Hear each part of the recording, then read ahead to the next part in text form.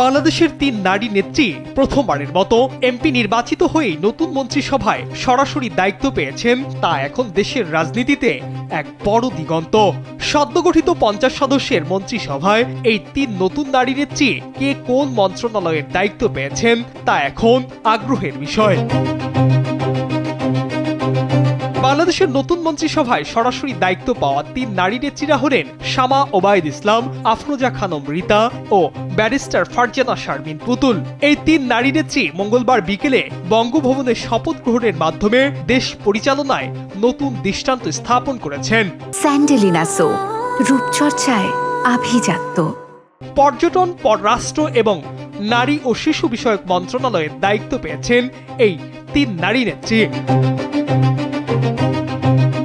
ফরিদপুর ২ আসন থেকে নির্বাচিত শামা ওবায়দ ইসলাম নতুন সরকারের পররাষ্ট্র প্রতিমন্ত্রী হিসেবে দায়িত্ব নেন। এই নেত্রী ১,২১,৬৯৪ ভোটে বিজয়ী হয়ে প্রথমবারের মতো সংসদে প্রবেশ করে সরাসরি মন্ত্রিসভায় স্থান পেয়েছেন। এদিকে মানিকগঞ্জ ৩ আসন থেকে নির্বাচিত আফরোজা খানম রিতা প্রথমবারের মতো এমপি হয়েই সরকারের গুরুত্বপূর্ণ বেসামরিক, বিমান ও পর্যটন মন্ত্রণালয়ের দায়িত্ব পেয়েছেন। তিনি এ নির্বাচনে ১,৬৭,৩৪৫ ভোটে বিজয়ী হয়েছেন।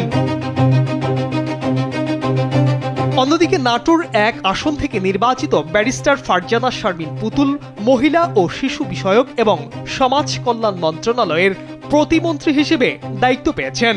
জাতীয় সংসদ নির্বাচনে ১২,৭৬৬ ভোটের ব্যবধানে জয়ী পুতুল নাটোর সহ উত্তরবঙ্গের একমাত্র নারী এমপি হিসেবে সরাসরি মন্ত্রিসভায় স্থান পেয়েছেন।